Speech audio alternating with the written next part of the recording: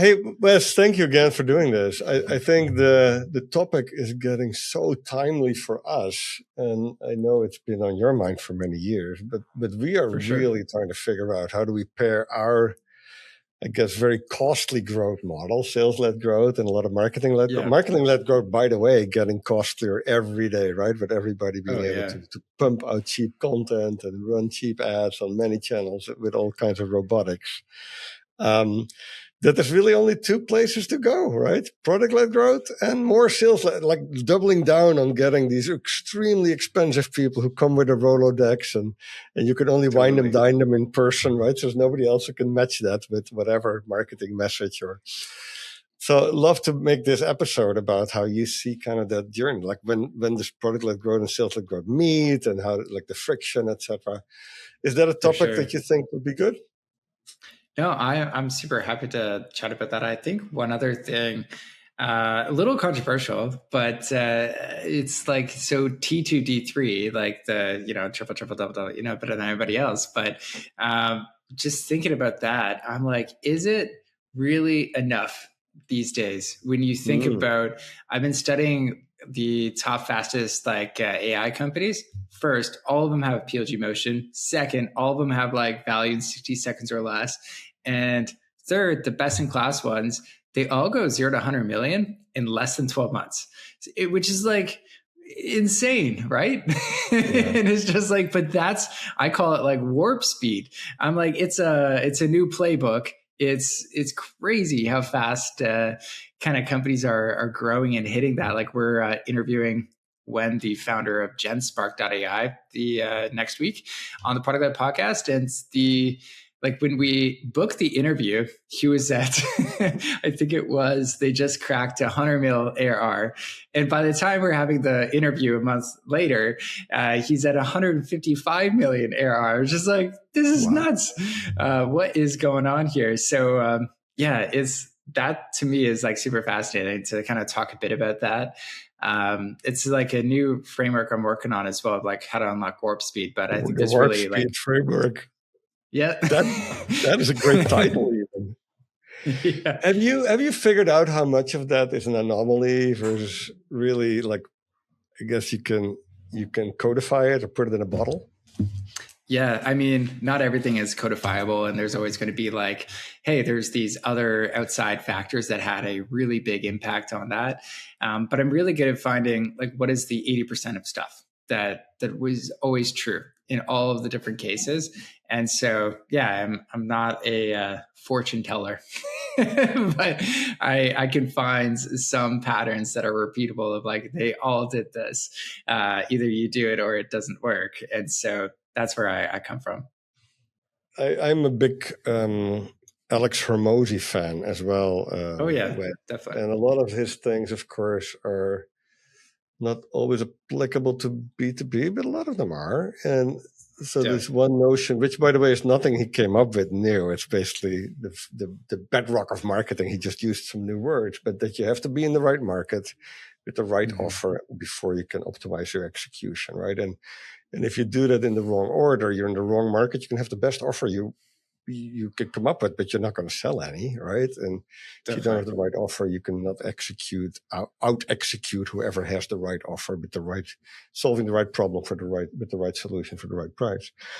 So, and that then goes to that warp speed phenomenon, right? It almost speaks to product market fit now has these, because one of the T2, D3, like the clear insights that I've always found to be true is that you cannot skip the product market fit base, right? That's also why I use the baseball analogy, that you can pour so much money onto something and so many resources, but if you haven't really hit product market, and that's of course what product-led growth is partly a doubling down on that. Like, and you have to like the product problem grow fit, right? And all there's all these other fits. Totally.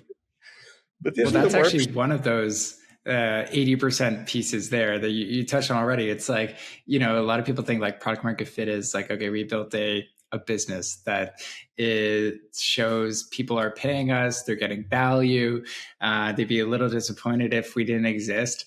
But I'm kind of arguing is like the first W of the warp framework is like actually winning preference so that you do not like go back to the old way. It feels obsolete.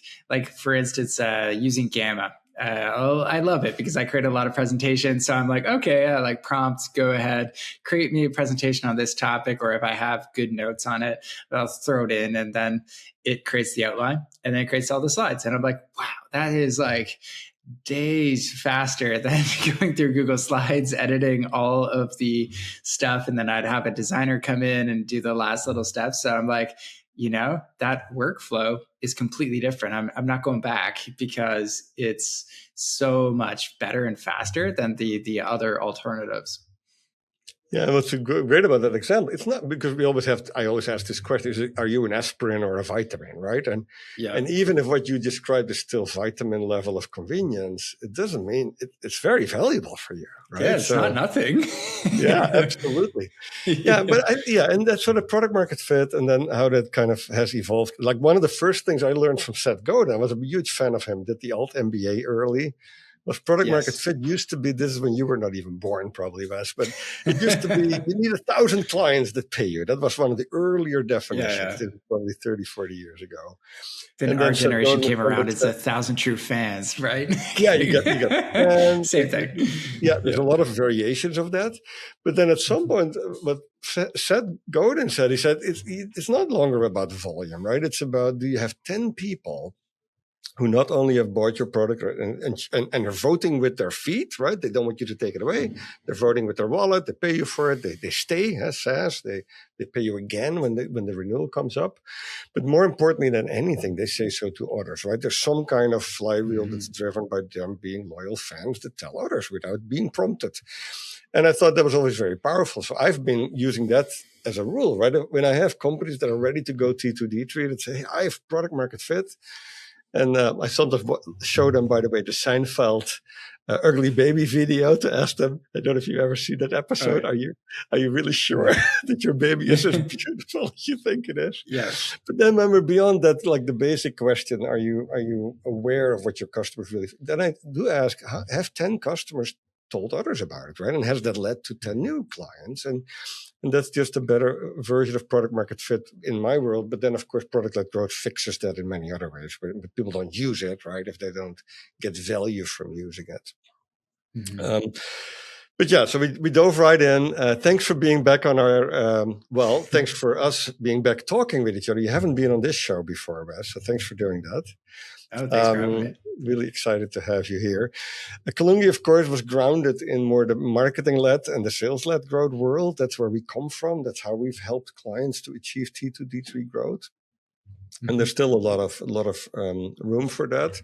But of course, a lot of that has been complemented and sometimes replaced completely with a product-led growth motion, which just has better economics. And it's sometimes the right thing for a specific, especially, more newer markets where you're doing a lot of market education, right? Which is just too expensive. Mm-hmm. You can't really educate people with content marketing anymore without it. Just the economics just go off the rails at some point. One of the things I wanted to ask you, just kind of, where are you on the journey of when your product-led growth motion is really getting traction and customers feel that they're getting a lot of value, but their ACV also starts to grow, right? And the complexity of those clients starts to increase. And sometimes you do need sales conversation just because the ticket value goes up, right? And when people spend millions of dollars on a solution, they may want to do that in a different way than just having their users make those decisions. How is that sort of, where in the journey kind of does your product-led growth motion meet those other go-to markets and how do you solve for that? Yeah, so one of the initial things when I started talking about product-led growth in the early days, I was always trying to paint a picture of like, which camp are you in? Is it sales-led or is it product-led? And I try to paint a picture of something black and white.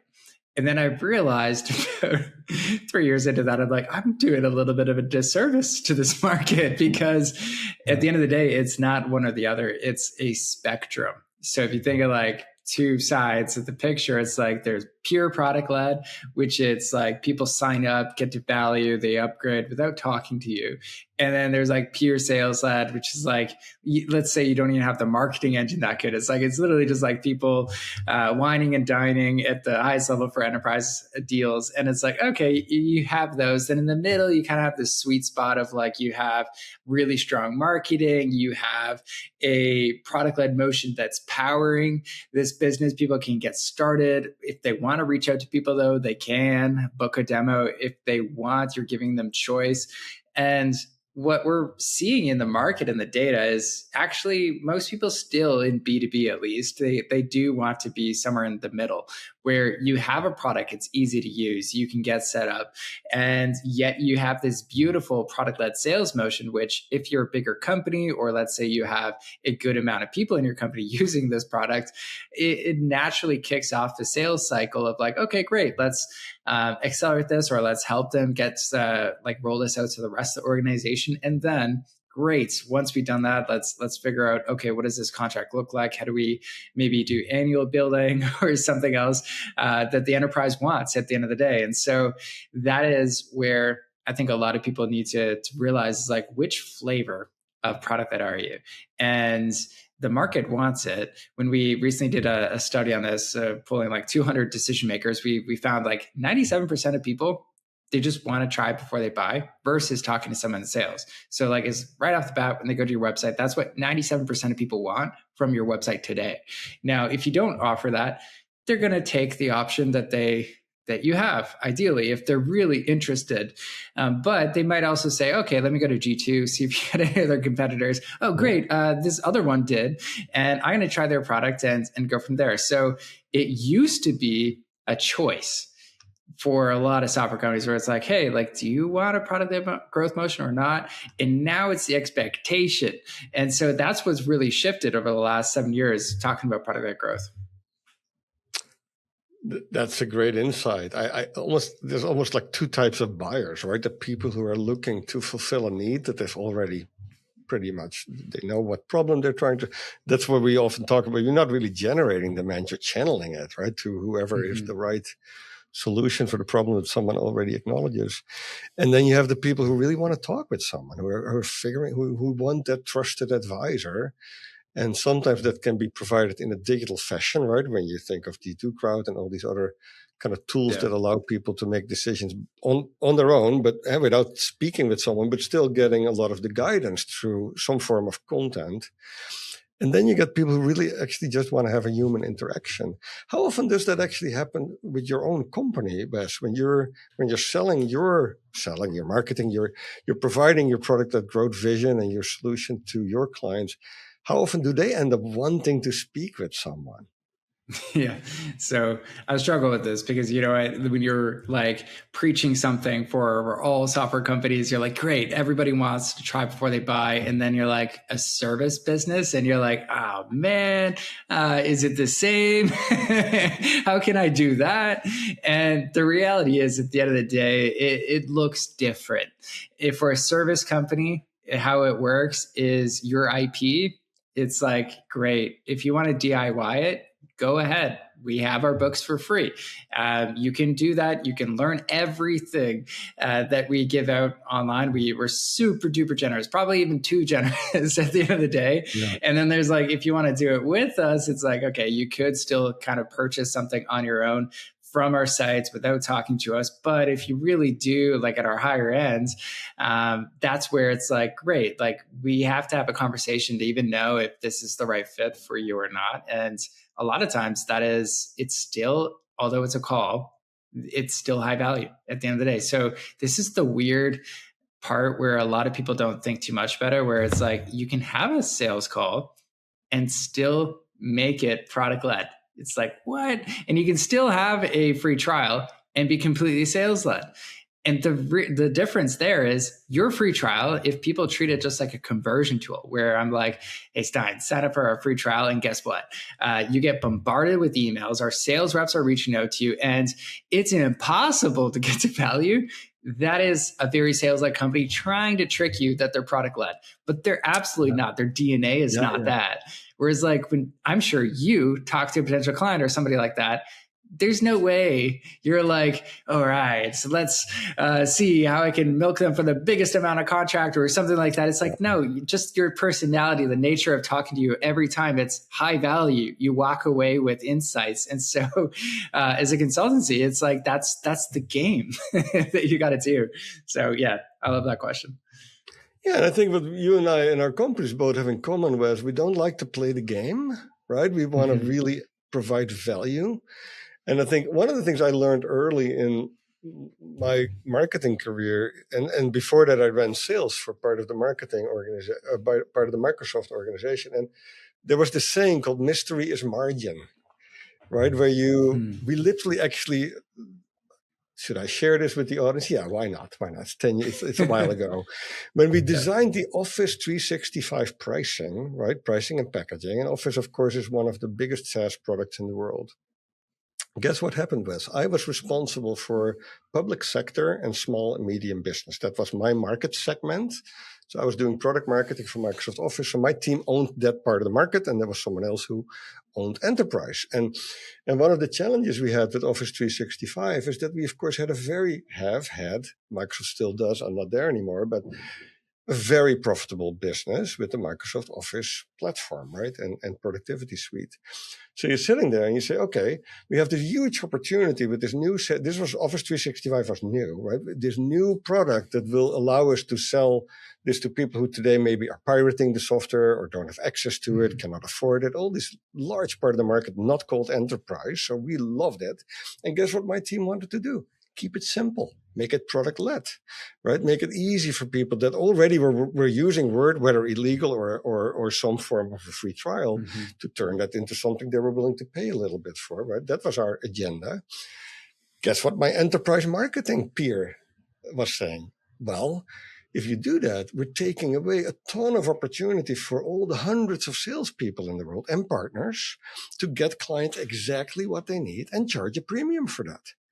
Right? Because Office, of course, it sounds simple, Excel, Word, Power, but there's hundreds of features, capability that you can package in many different ways and have someone pay you more for things they actually need. So you're not cheating anybody. You're just saying, hey, if you're actually using this and the enterprise security features or all kinds of advanced collaboration, that's worth something, you can pay for that.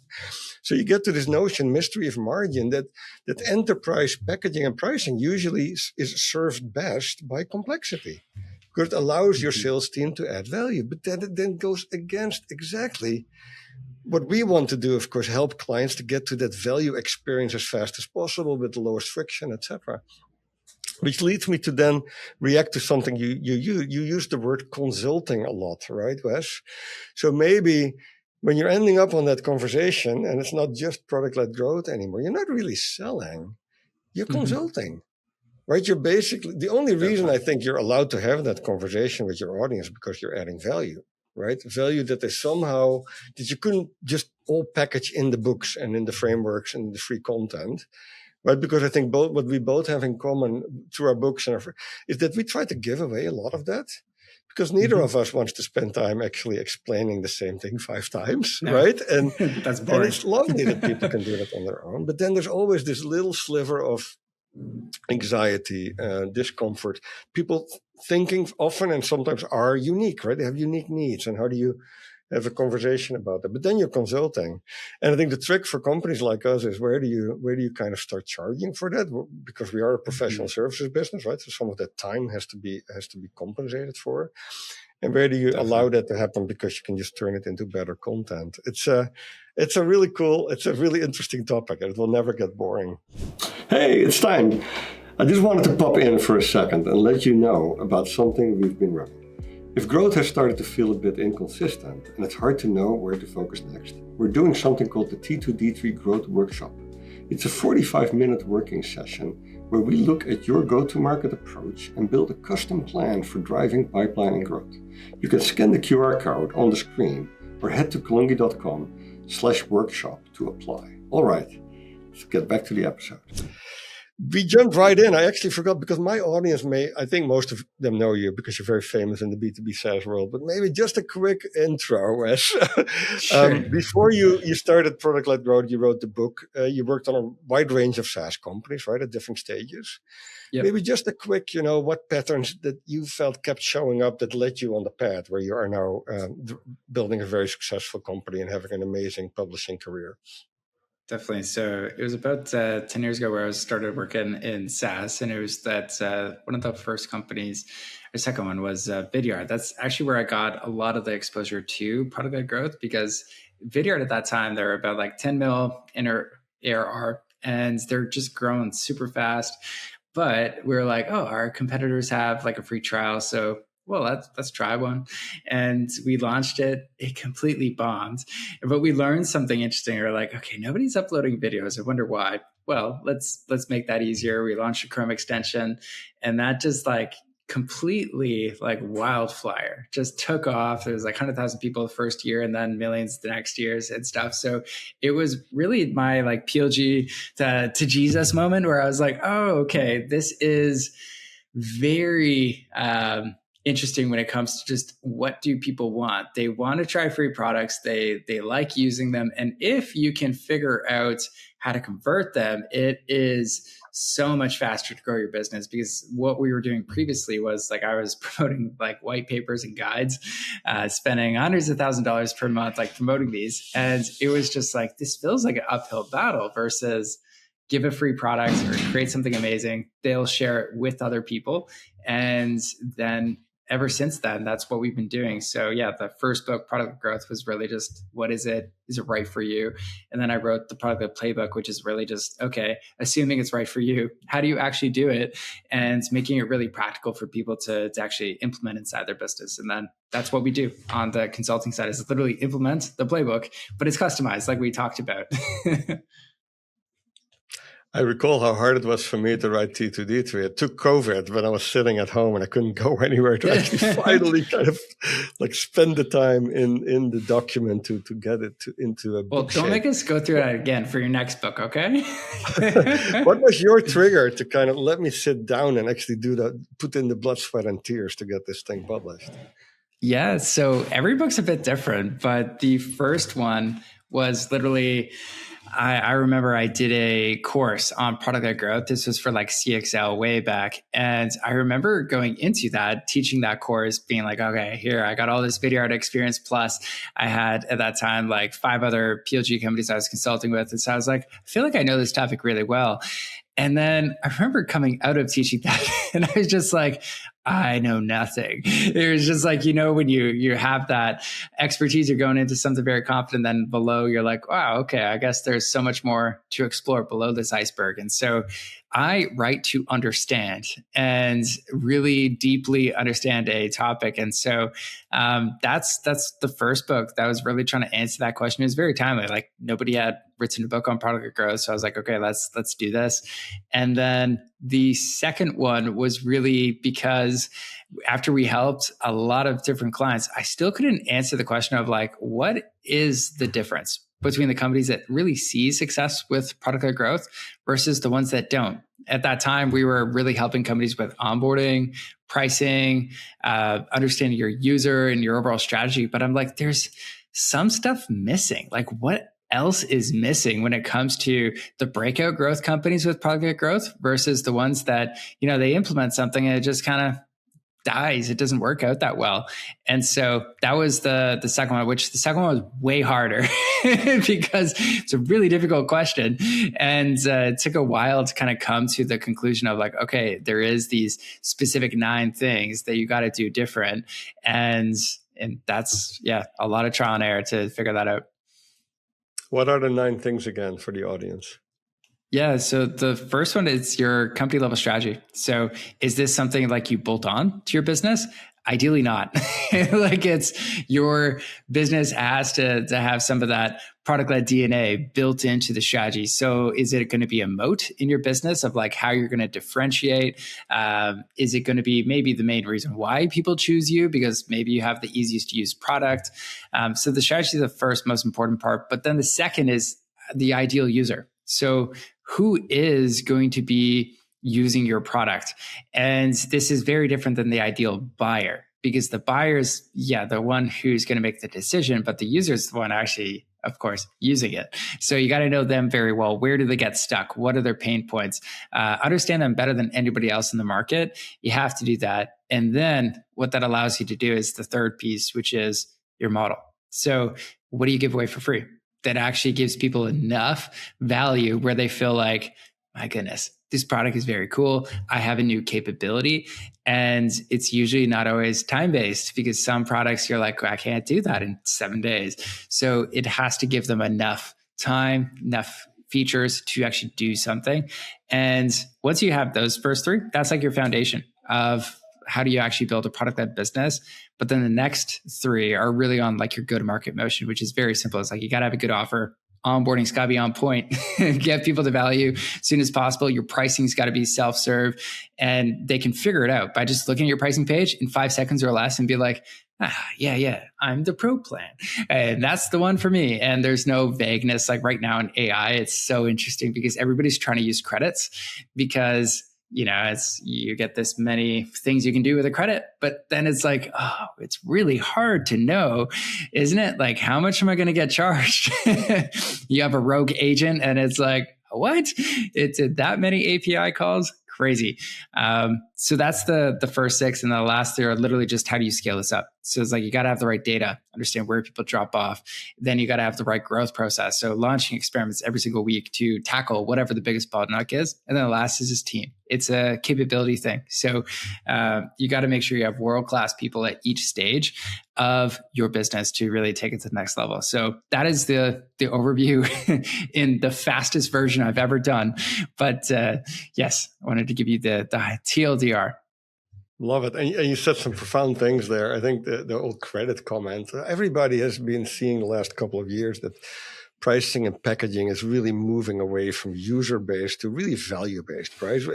And value sometimes is counting users, because that might be the best way to count how much value you accrue from using something. But a lot of companies are trying to get to some form of utility, right? Or how much use do you have using bandwidth, using transactions, etc. And credits are, of course, a great way to kind of make that tangible and kind of communicate the value.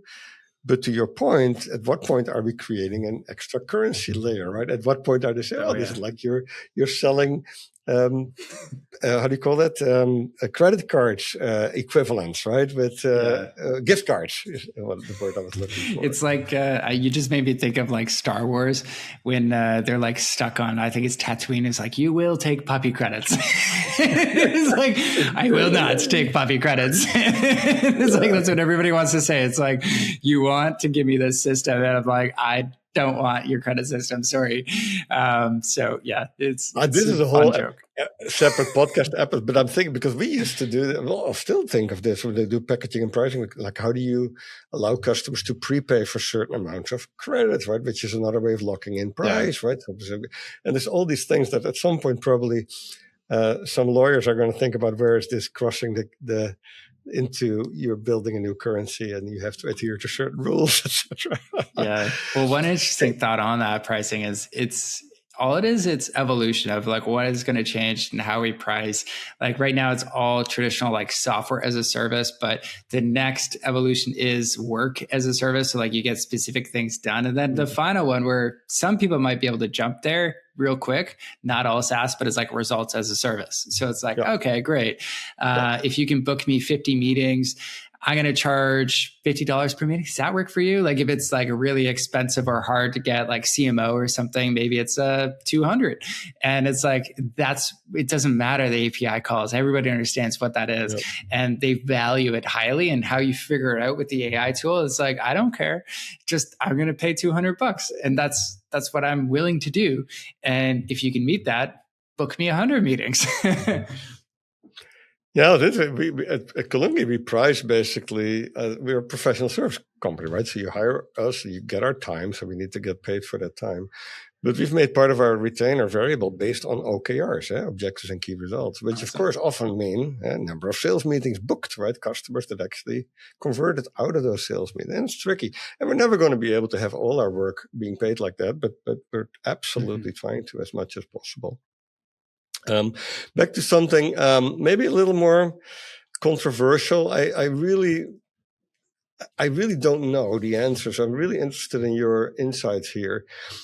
At what moment does so what question would you ask to see if someone is really ready for product-led growth, or they should really just stick to sales-led or marketing-led growth? Because I've just seen companies struggle with, okay, product-led growth is the greatest thing ever, right? I have all these unit economics that I can go count on, and now I don't need to invest as much in marketing and sales, etc. But then maybe they fall into the trap that the cost just moves to, they create a new problem for their company, right? Maybe they're not able to build the product in a way that has the right experience, etc. What are your kind of test questions or assessment to see if someone is really ready to do it the right way? So one of the very important pieces is just who's the founder of the business? What are their core skills, capabilities? I haven't really found many successful product-led founders where it's like the person who's doing is the CEO is like a salesperson. They're through and through. They're like, I just this, because you're naturally going to gravitate towards what you're comfortable with. Yeah. And they would have a exceptionally good time building a sales-led company because they get it. And it's like, great. Now the ones where, and that's not to say you can't transform and learn new skills. You obviously can, but it's just like your natural ability is going to be going in that direction anyways. So we do have a lot of conversations with founders just like that. And I love them, but it's very hard for them because you're like, I'm going to tell you, you're like a 10 out of 10 here on sales led, and you're a 1 out of 10 here. And you're going to have to stay at 1 out of 10. Maybe we can move you up to 2 out of 10 next year, but you're going to feel like a junior like the whole time. And it's going to feel like really hard for you to kind of get up to that 10 out of 10 level. So that's one thing. The market doesn't matter as much as it used to. Like before, if you asked me the same question 5 years ago, I would say, yeah, like most markets, like some, it's going to be like, okay, they definitely don't want PLG. And now it's like, actually everybody wants PLG. And this is, when you say market, you mean like the average contract value or what they're able to price, things like that?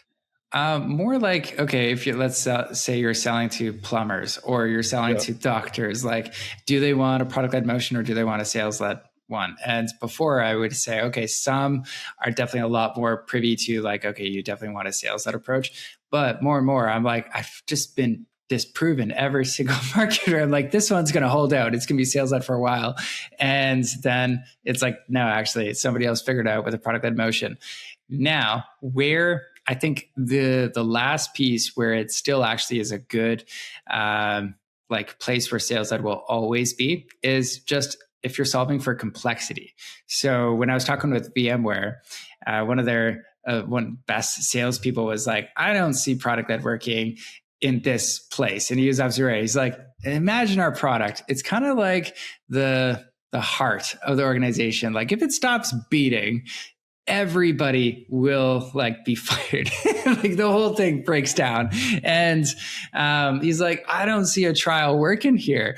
And I'm like, absolutely not. It is not, because he's like, yeah, we got to integrate like this product with this product and this one and this one. And I was like, you are just incredible. You're like an architect creating an amazing solution, providing an insane amount of value. That is something that even in the discussions with him, it's like you are having or giving a ton of value through the whole process. So back to the consulting piece we were talking about, like that, that is providing value. And that is his version of a free motion, but it's not from the product side on that. And so that is one thing. If you're solving for complexity, that is where I think it still makes a ton of sense. You will always have enterprise sales, and that is, it's going to be booming, and it still will always be a massive part of the market. But if you're solving for simplicity, and you want to make the easiest to use tool and serve SMBs, even mid-market as well, and eventually work your way up to enterprise, you almost have to be product-led on that end. So I think those are the three factors where I would say, look at these, like your market, who are you serving? Are you solving for complexity or simplicity?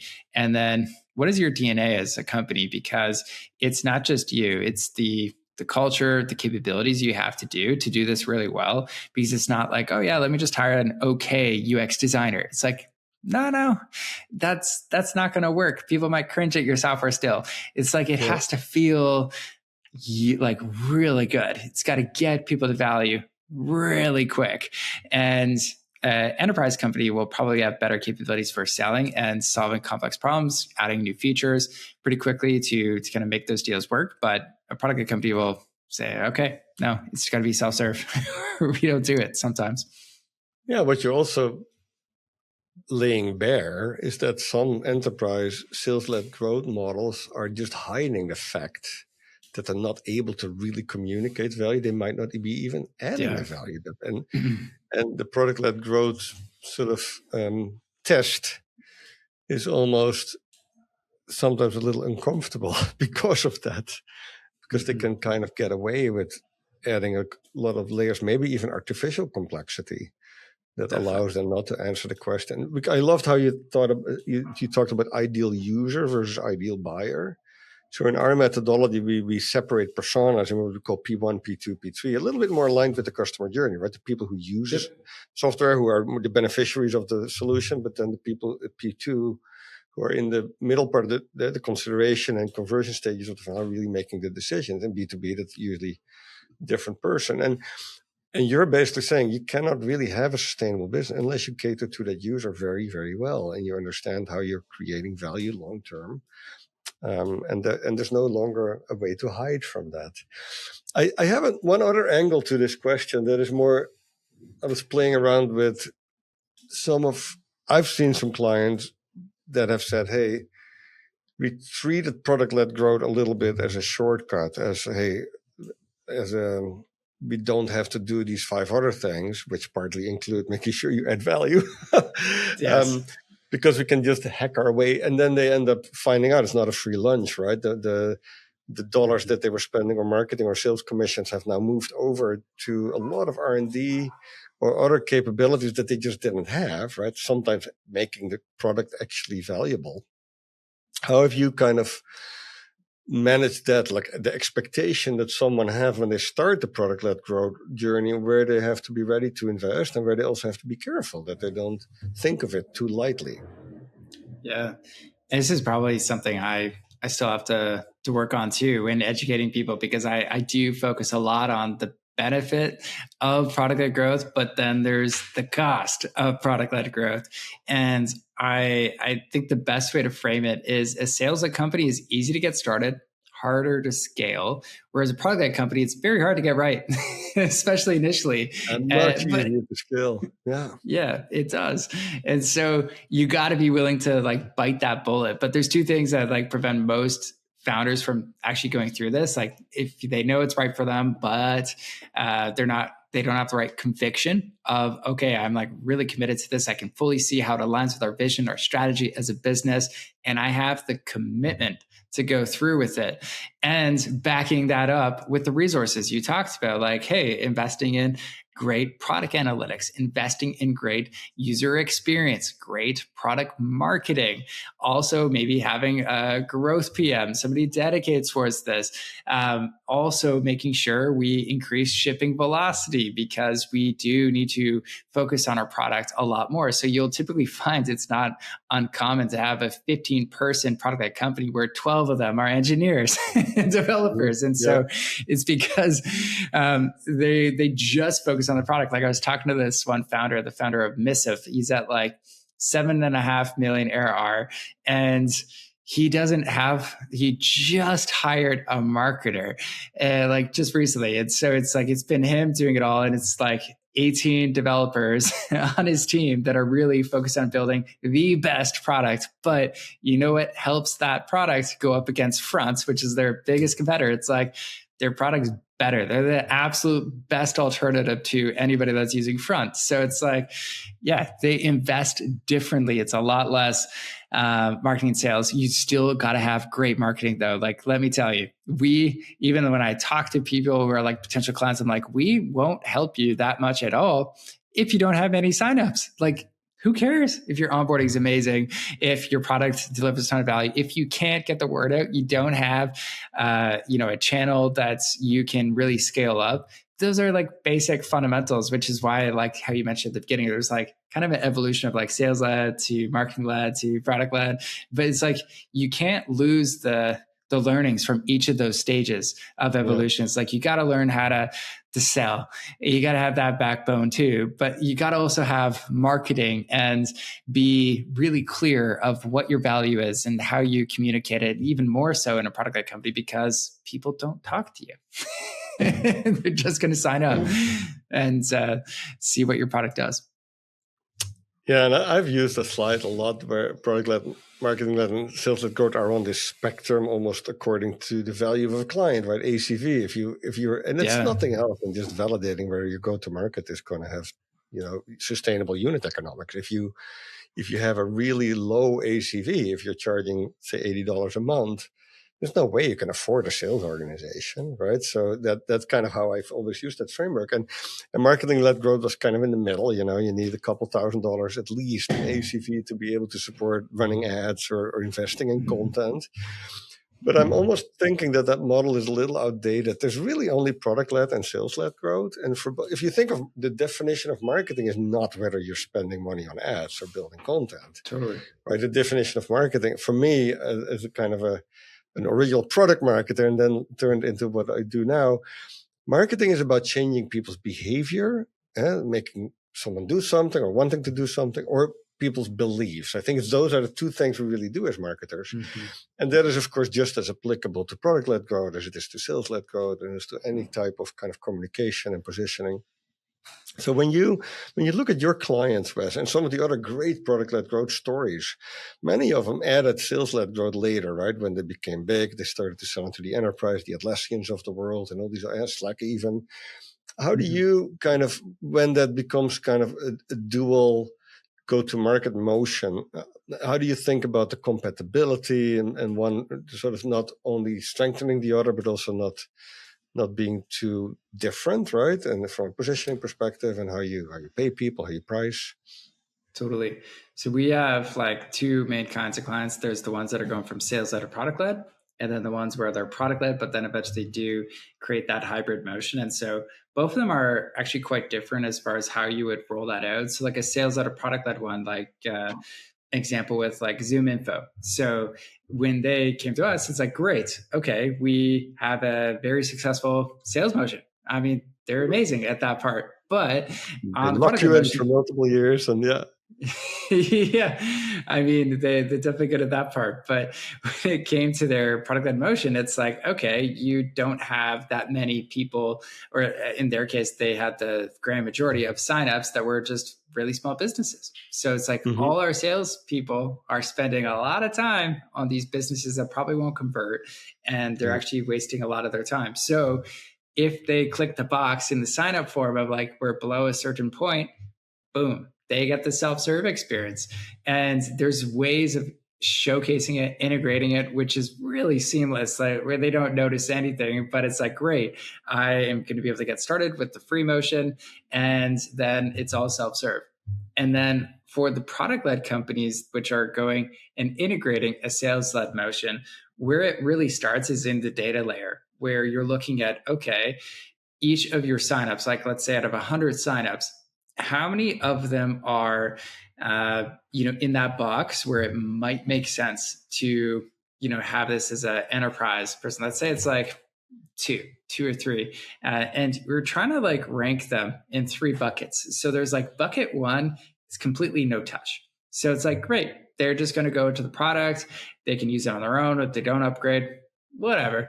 It's not the end of the world. We tried our best with the onboarding experience. We'll still reach out with them with emails and stuff to try and help them, but it's pretty self-serve. Maybe that's somebody signs up with a Gmail address is a perfect example. Then there's like this like low to mid touch little zone, which is really where you're trying to understand, okay, this could be a really good account. So maybe we put somebody in charge of overseeing these accounts. And so they're going to just kind of do whatever they can with maybe 100 or 1,000 of users at a time every month. And they're going to reach out, try and, if they can, hop on a call. They'll be the person kind of sending them messages in the in-app tools, but they're really just trying to, at scale, help a lot of people. These could be businesses that are between like 10 and let's say 50 employees. And then there's At the higher end, the high touch, let's say Microsoft signs up and you're like, wow, that's amazing. And that gets a dedicated person where they might only get, 50 people that they're looking at any given time. They can really expand that account and really even hop on calls, give them the VIP onboarding experience, and really go above and beyond, send them personalized onboarding emails, all that stuff. And what is the prerequisite for that is good profiling questions when people sign up. And the only question becomes then is, well, what questions would you have to ask for you to know that and understand that? Like, there's a lot of enrichment tools, but they're not all that good still. And so you still have to double check some things. So it's like, well, if we get first party intent data, we could learn something pretty quickly to put them in those buckets and serve them accordingly. So that's how we think about like how you would integrate that sales experience on that end. But how you would roll it out from a product-led company that's going to integrate like product-led sales and have that. Usually if they have somebody in sales already, you pick the best salesperson and you're like, hey, we're going to hand you some hot leads that have used the product. Your whole goal is to figure out how to accelerate the deal cycle. They figure out that whole process. They teach the next person and then rinse, repeat. You got the process built out, and it's usually very successful from day one if you do it that way. Very unsuccessful if you just say, hey, sales team, we got some more leads in the free bucket here. Go ahead. And they haven't got to value or anything else like that. And so they haven't defined the word is product qualified leads for the business. And so when that doesn't happen, it can get quite messy and actually turns away users because they're like, oh my goodness, I'm getting sales reaching out to me so frequently. They're calling me. I haven't even really gone into the product yet. So it's a little frustrating for them. Hey, it's Stijn. Quick note before we keep going. I just wanted to mention something we've been working on and are offering for founders who are thinking seriously about growth and pipeline this year. It's called the T2D3 Growth Workshop. It's a focused 45-minute session where we review your go-to-market approach and build a custom go-to-market plan so you're clear on what to prioritize next. If that sounds useful, you can scan the QR code on the screen or head to kalungi.com/workshop and apply. All right, let's get back into it.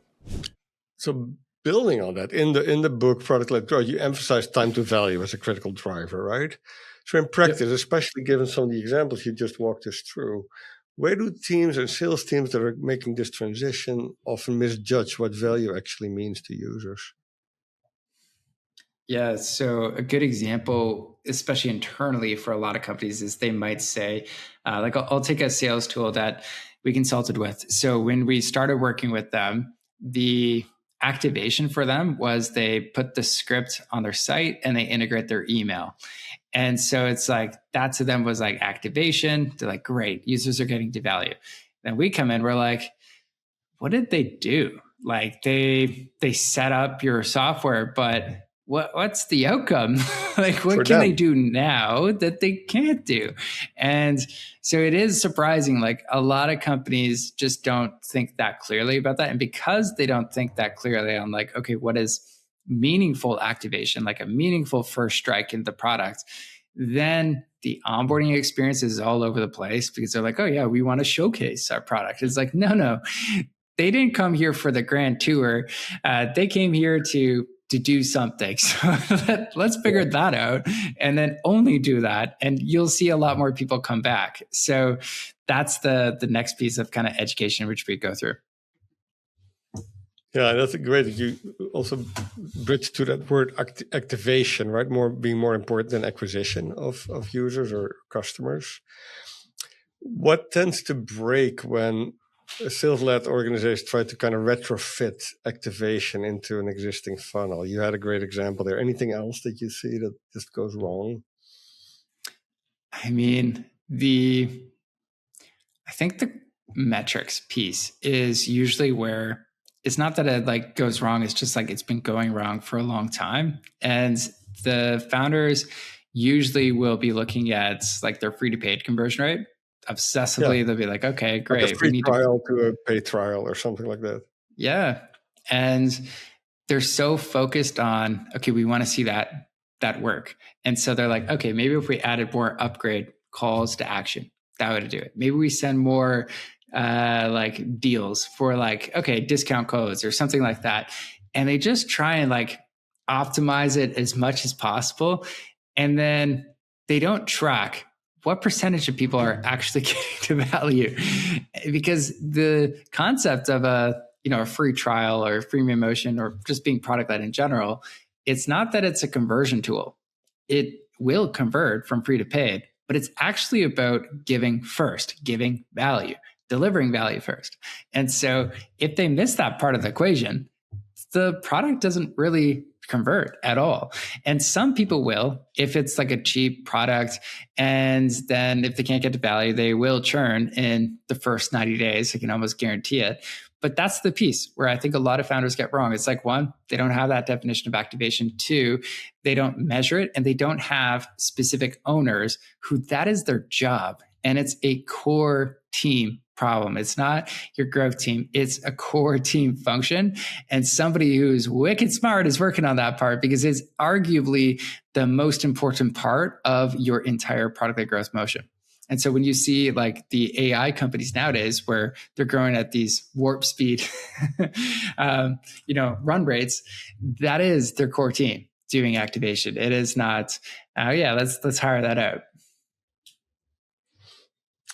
Yeah, that's actually a really good example. I think when you interpret product-led growth just as removing friction, you tend to maybe forget that value is really, how do you call it? It's valued in the eye of the beholder, right? And putting yourself in those shoes is really important. We did touch earlier, I used the term mysteries margin, right? Are there areas where you think friction is actually useful, especially in B2B, Wes? There is always some places where I think like some friction is helpful, but where if it's in qualification, I don't think it's really there. Like, do people really want to go through that part of like, okay, I gave you my company details, I gave you all that part. Where friction, I think it's the only place where it still makes a ton of sense.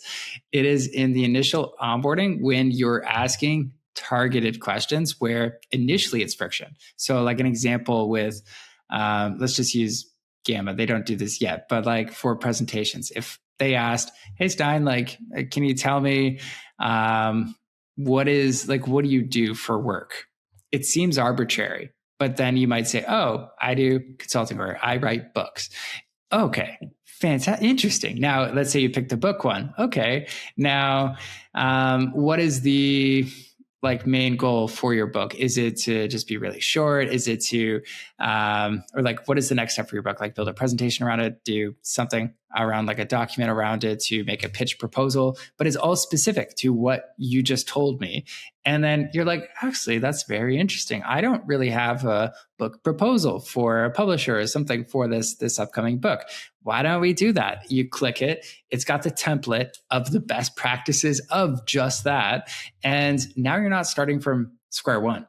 And you have a template that's going to be really good. The onboarding is personalized to you. And it's a horizontal product, but because they asked you those questions, it is so much more helpful. And so that is a perfect example of like, yes, it's positive friction, but you're going to leave that experience being like, oh my goodness, this is really catered to me. And this, I see why you did that, because you were the expert of how to get me to value the fastest. And although if we just took away those steps, it would be a lot of cognitive load for me to define that within the product. Yeah. Yeah. Well, those are good examples. When you meet a founder and they ask you, should I fix my product experience first or to go to market experience, like the people going through the gates of basically finding you and at some point transacting? How do you help them think through that without oversimplifying it, Wes?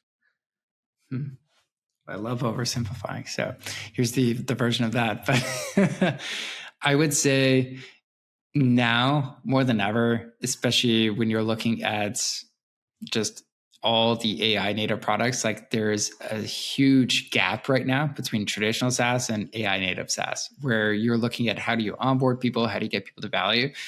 If I were a founder today, what I would focus a lot on is what is the pervasive pain in the industry? What is the problem I'm trying to solve?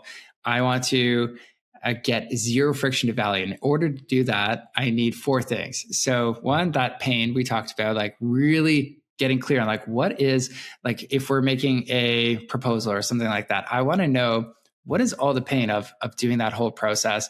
Why haven't people been able to do that in 60 seconds or less?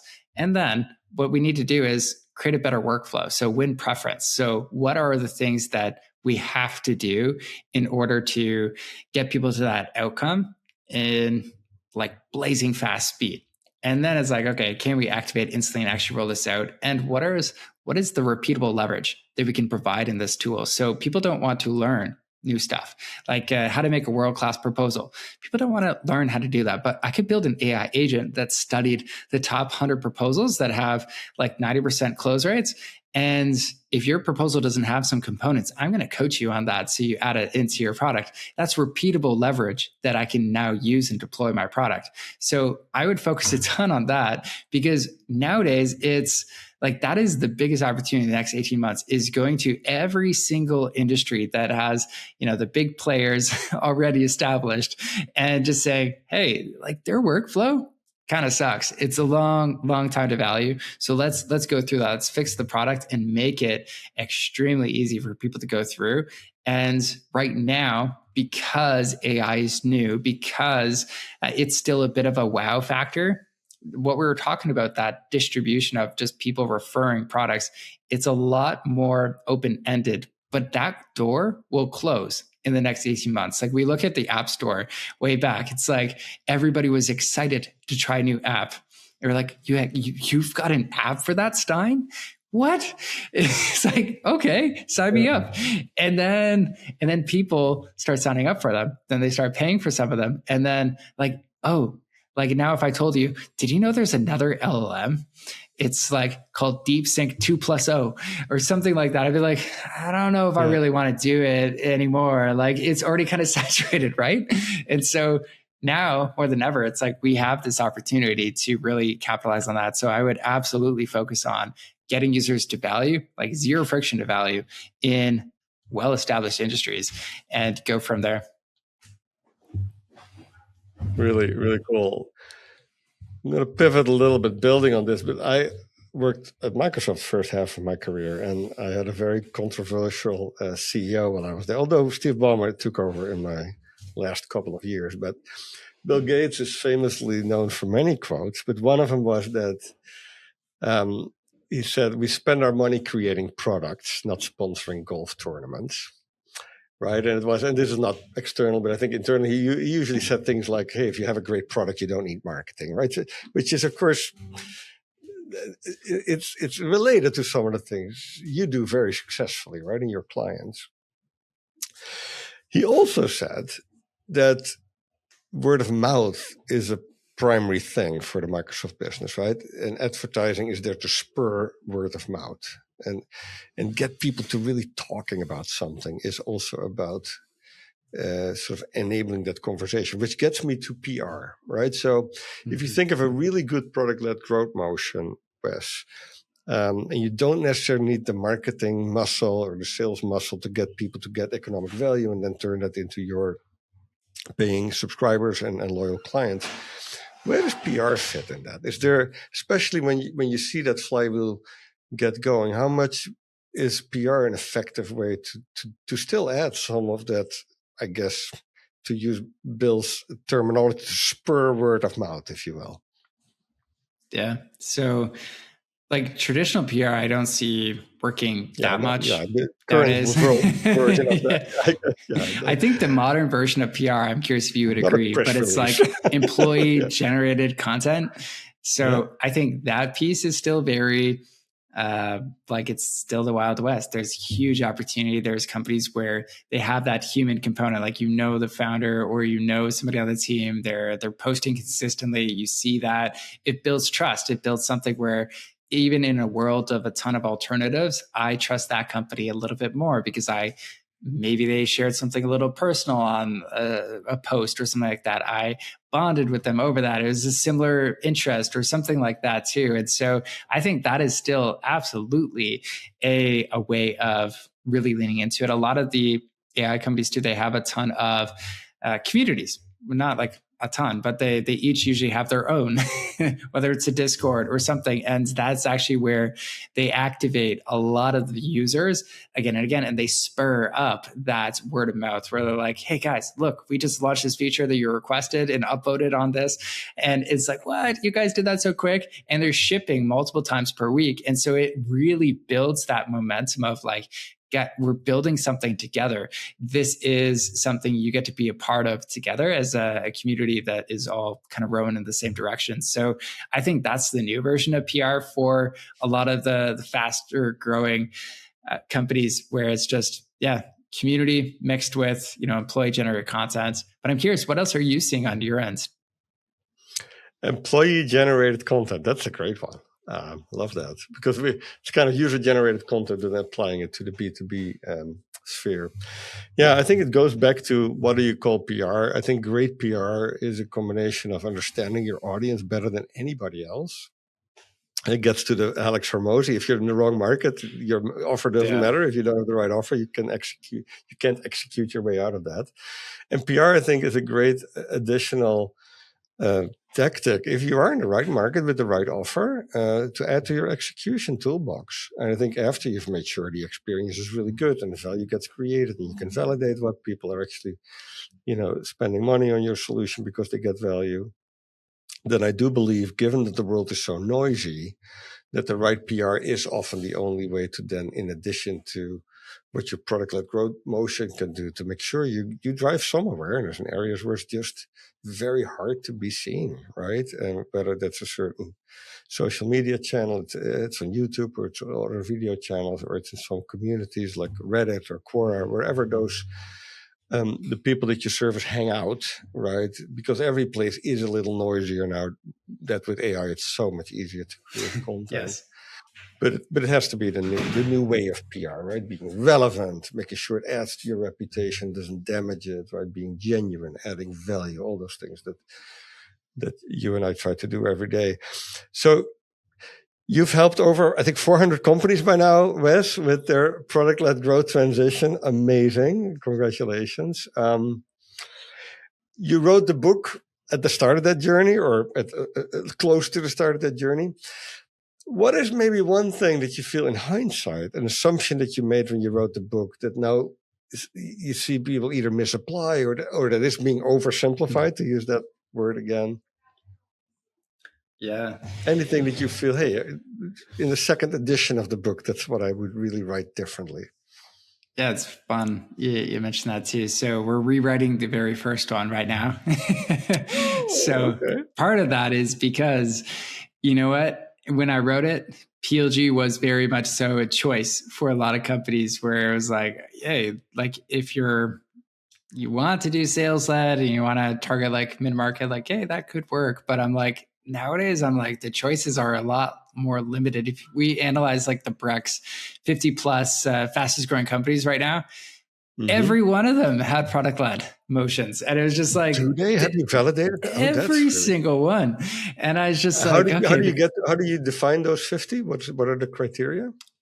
So it's based on like their credit card spend. So that is, and a few other variables, but I consider the report as well. But I was just like, this is fascinating. And it's like, a lot of them are also like AI companies too, but the world has kind of changed as far as just what are expectations from users when it comes to how fast they want to get to value. The other part of the books where we are going to definitely update is on onboarding. Like that is like one of our core skill sets internally, as far as like, okay, people like eliminating steps, getting people to value faster. And now I'm kind of going back to the drawing board and be like, you know what? It's not about eliminating steps anymore. It's about eliminating workflows. And a workflow has a lot of steps. Like to build a presentation, there's a lot of steps within there, but how can I turn this workflow into 2 steps, or like a prompt and an AI agents doing the majority of the heavy lifting? And so it's completely changing on that part really fast. And so I don't know about you, but it does feel hard to keep up with the pace of change when it comes to just how are companies evolving these days versus it felt like the last like 8 years, it was like a little easier, slower. There was changes, but it was like, okay, we can handle this. Now it's like warp speed for everybody. Yeah, and there's a little bit of that winner takes all effect that is only amplified by that, right? Definitely. Yeah, I love, by the way, your post on today, I think on LinkedIn, where you talk about the reputation, right? It's still, time is all we have to spend, right? We never can get it back, but the value that it creates is usually measured in the form of your reputation. I love the LinkedIn article. On that, you're still running a people business mostly, right? With a lot of people who add tremendous value as part of the way you help your clients. How's the new office working out? The new office, I still work remote. So my office. Were you building something? I thought I saw you post that you had invested in a new space. The only offices I invest in are ones away from the Canadian winter, because I am a very bad Canadian. I don't like winter. And so I am going to be wherever it's warm. So yeah, that's where we are. We are a completely remote company, but we do like have the leadership come in like a few times a year, where it's like we'll meet up in a city that's pretty close by. So that's where we definitely have people for sure. Great. Yeah. But is your team? Oh, no worries. But is your team all in one place? I have no offices. No, we used to have in downtown Seattle, we used to have a place for about 20, 25 people. And then at some point we had 15. And then after COVID, we had a couple of people come back to the office, probably 10. And usually on Fridays. That was good. But then that died down again. So at some point we were just Brian and me and maybe one or two other people. So at some point we ended the lease. So I have an office, but it's just for me. Yes. Because I like to be a little further away from the kitchen at some point. But yeah, I thought Wes, you had. We'll cut this piece out, of course. I thought you had opened something that I saw on a LinkedIn post. Maybe it was for your annual meeting or something like that. Yeah, I think that probably was it for the annual meeting, since we did like meet up in person, probably look like an office. But yeah, I'm like you, and like having an office. Yeah, maybe at some point we'll do that, like for the media stuff and everything. But I do like having my writing space, and I'm sure you do too, where you're like, okay, 0 distractions, put on the headphones or something, and just have that peace. Yeah. No, I'm here. I'm in Kirkland, close to Seattle, and I have a nice kind of setting here. So I like to be here, but it only has 2 desks. So I sometimes have guests here, but it's usually just me being able to concentrate. Yeah, it's very nice. Nice. Wes, thank you for a great conversation. Anything else that you think we should know? It's January 2026. We just moved into February. So we're 1 month into the year. Any big trend that you see that we should be aware of? Any closing words? Yes. So the warp speed formula. I know you don't want oversimplification here, but warp speed is a lovely word. Yeah. But to grow exceptionally fast in 2026, you got to do 2 things. So first, figure out how do you get to 0 friction to value. People want to experience the value of your product 60 seconds or less. That's never actually been easier to solve than it is today. And I think that's like, this is the gold rush. If you can figure it out in your industry and be first and win preference first, where people prefer your tool because it's generally way faster than any alternative, then you can unlock the next piece, which is PLG, which is 0 friction to scale. PLG is just a multiplier at the end of the day.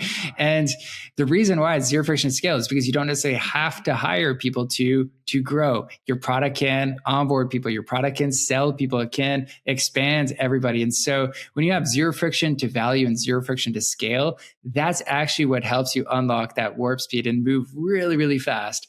But without that, if you don't have like a let's say a 10 out of 10 on zero friction to scale, it's like, it's going to feel very hard to keep up with the demand if you create it on that zero friction to value piece. And so, have to dive more into that. But that is probably my big takeaway there, is just make sure you keep those two things in mind. But right now, the core focus, just figure out how can you get people to value as soon as possible. That's amazing. Warp speed, zero friction to value, zero friction to scale. So you said 60 seconds or less on the value part. What is the number for zero friction to scale? The number? What is the equivalent of zero there? Oh man, I wish I did have a good number for that one, but like, you have some best practices that people could aspire to? Examples? Oh yeah, totally. I mean, the big thing is you got to have a product that sells itself. So like, can people sign up, get the value, upgrade, expand, all without talking to you? That is. So the cost of scaling goes down, right? Yeah. Yeah, absolutely. So those would be the big ones on that one. I'll work on that though, because I know you're much better than me. We're doing frameworks and stuff, so I got to refine that piece.